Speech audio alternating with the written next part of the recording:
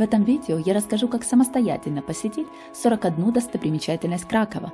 Вы узнаете, в какие места и музеи можно попасть бесплатно и при каких условиях.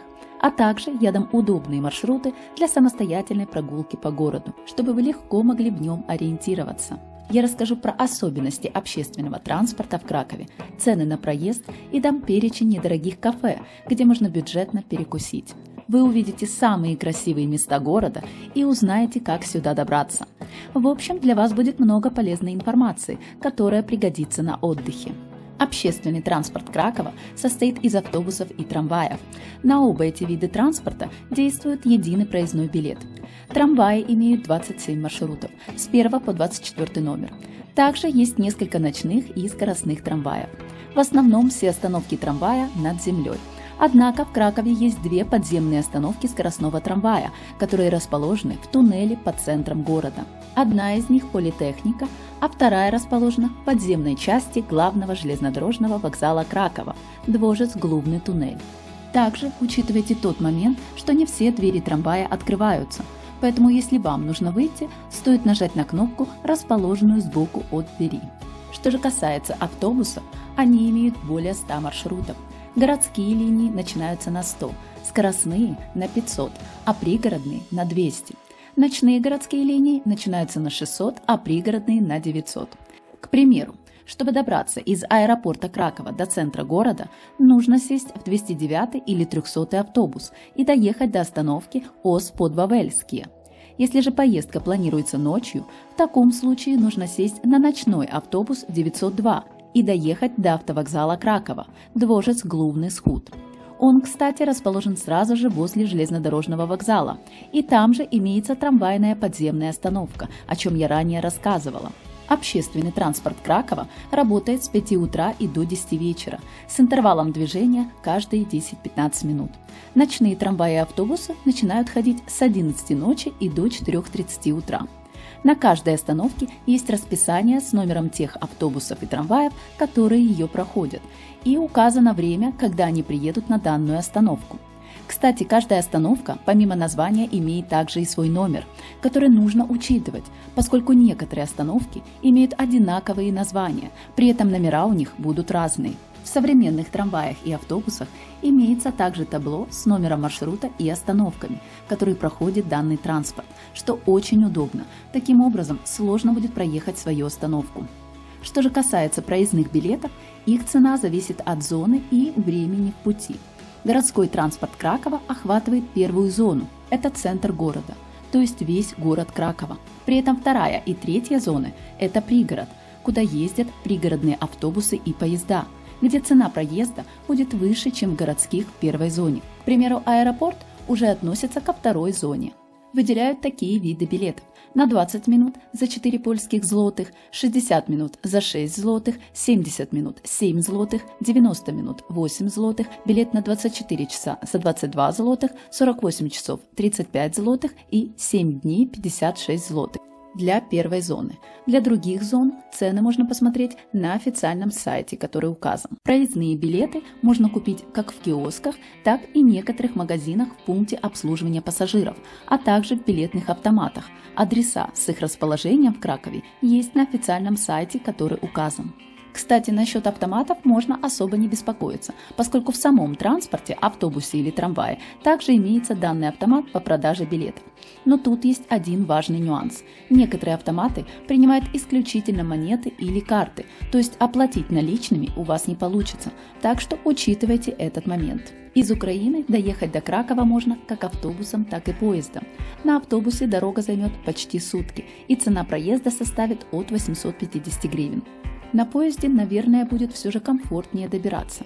К тому же, если приехать на центральный вокзал Кракова, можно будет сразу же начать прогулку и осмотр его достопримечательностей, которые расположены недалеко от него.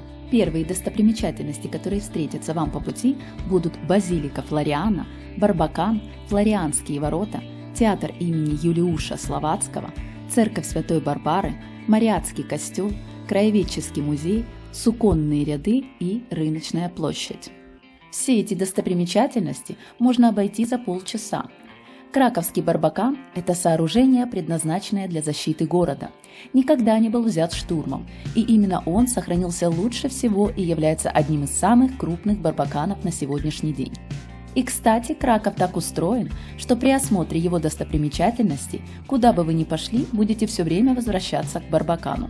Данное сооружение соединено с Флорианскими воротами. Если вы будете идти от вокзала, то первым вы увидите Барбакан.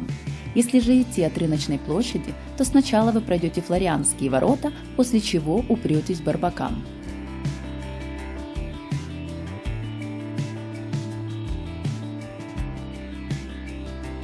Дальше по пути вам встретится театр имени Юлиуша Словацкого с очень красивой архитектурой. Он расположен на площади Святого Духа в исторической части старого города. Пройдя его и прогуливаясь вдоль улицы, вы сможете дойти до церкви Святой Барбары. А сразу возле этой церкви расположен знаменитый Мариатский костел, главный храм города. Он разделен на две части. Одна с бесплатным входом для верующих, а другая с платным для посетителей туристов. Все цены есть на официальном сайте, который указан.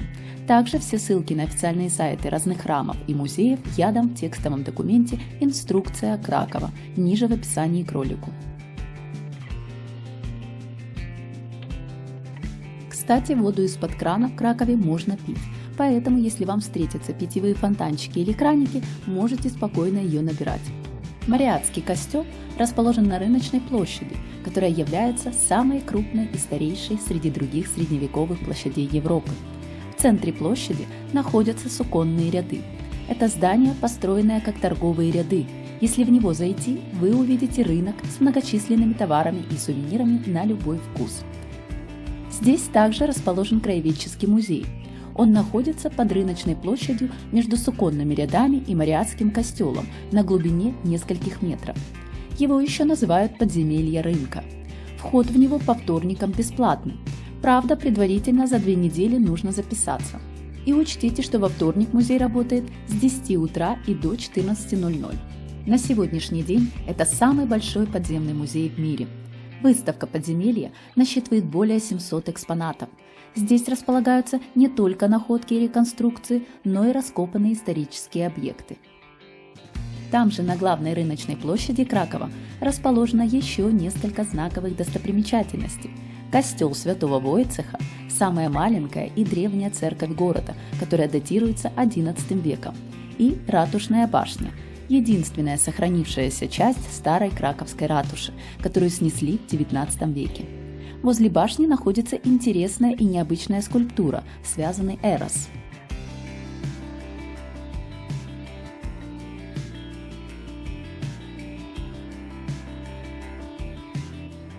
Ну а дальше можно дойти до костела Святой Анны, Украинской греко-католической церкви, костела Святого Франциска Осийского, площади Всех Святых, базилики Святой Троицы, церкви святых Петра и Павла и увидеть костел Андрея Первозванного. Костел Святого Франциска Осийского расположен возле площади Всех Святых, а с другой стороны площади находится базилика Святой Троицы.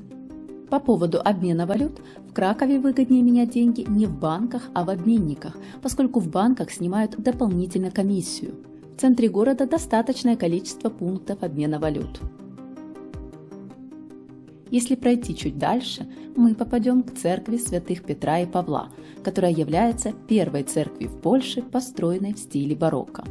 Возле нее также находится костел Андрея Первозванного, один из древнейших костелов Кракова, построенный в XI веке. Там же расположена и площадь Марии Магдалены.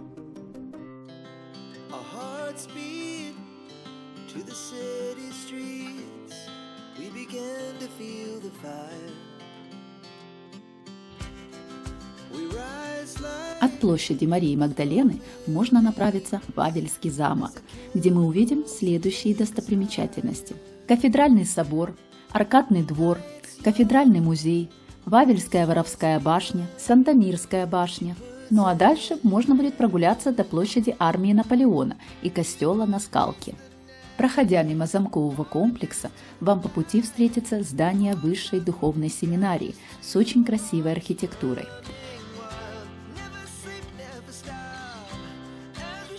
После того, как вы подниметесь по ступенькам в Вавельский замок, первое, что вы увидите, будет кафедральный музей и собор, где в свое время короновали всех польских монархов. Кстати, вход на территорию замка бесплатный. Часы работы зимой с 9 утра и до 17:00 вечера, каждый день, кроме субботы и воскресенья. Летом замок открыт до 21:00. Что касается туалетов, в старом городе их достаточно много. Они, как правило, работают до 22:00. Но везде придется платить за вход от 2 до 4 злотых. Кстати, есть карта с адресами и их точным расположением. Также там указано время работы и цена за вход. Ссылку на карту я дам в описании к ролику. Пройдя собор и арку, вы попадете в аркадный двор, который также можно осмотреть бесплатно.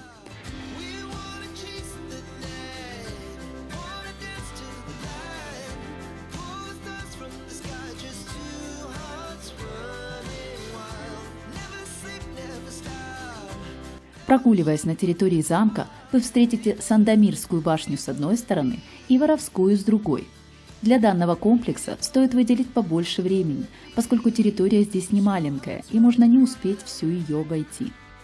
После осмотра достопримечательностей Вавеля мы спустились и направились к площади армии Наполеона, по которой приятно прогуляться, поскольку с нее открывается красивый вид на замок и город в целом. Если идти вдоль речки Висла по набережной, то вы дойдете до костела на Скалке. Ну а дальше можно будет прогуляться по району Казимиш и осмотреть его достопримечательности, которые расположены поблизости, а именно Римско-католический костел Святой Катерины и Маргариты, Еврейская площадь, синагога Рему, главная улица Широка, старая синагога, музей городской инженерии, базилика Божьего тела, церковь братьев-госпитальеров и мост Юзефа Пилсудского. Казимиш – это еврейский квартал Кракова, где исторически проживала еврейская община. Здесь можно встретить многочисленные синагоги, которые были в нем построены. На главной площади старого еврейского квартала находится небольшой рынок с различными сувенирами и продуктами. В центре площади расположен круглый павильон, где продается еда быстрого приготовления и можно попробовать знаменитую польскую запеканку – горячий бутерброд. Здесь также много кафе, баров и различных пабов, где вечером можно не скучно провести время. Недалеко от площади расположена синагога Рему и главная улица Широка, по которой обязательно стоит прогуляться. Также рядом находится старая синагога, которая является одной из старейших и сохранившихся синагог в Польше.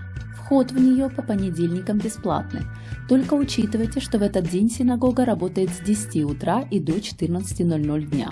Если немного пройти, вы дойдете до музея городской инженерии, который работает со вторника по пятницу с 10 утра и до 18:00 вечера. Цены на билеты указаны на официальном сайте, который я дам в текстовом документе. Вслед за музеем расположилась очень красивая церковь Базилика Божьего тела, вход в которую, кстати, бесплатный.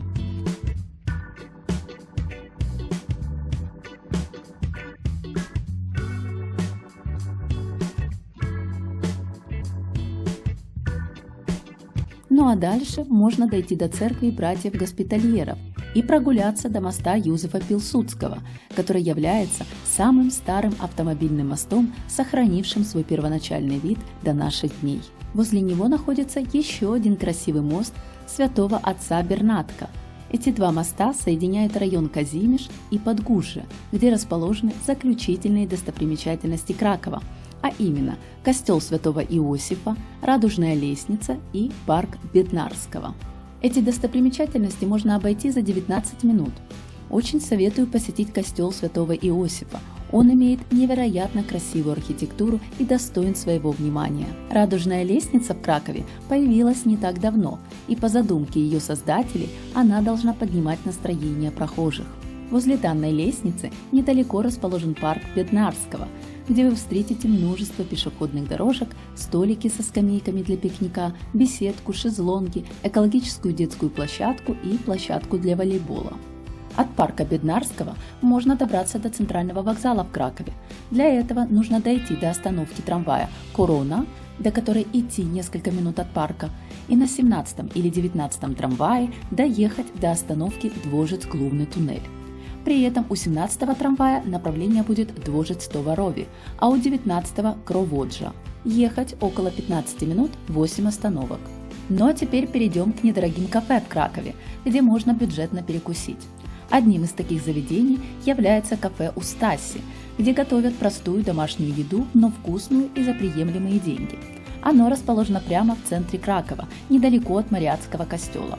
Но учитывайте один момент – данное кафе работает до 17:00 вечера.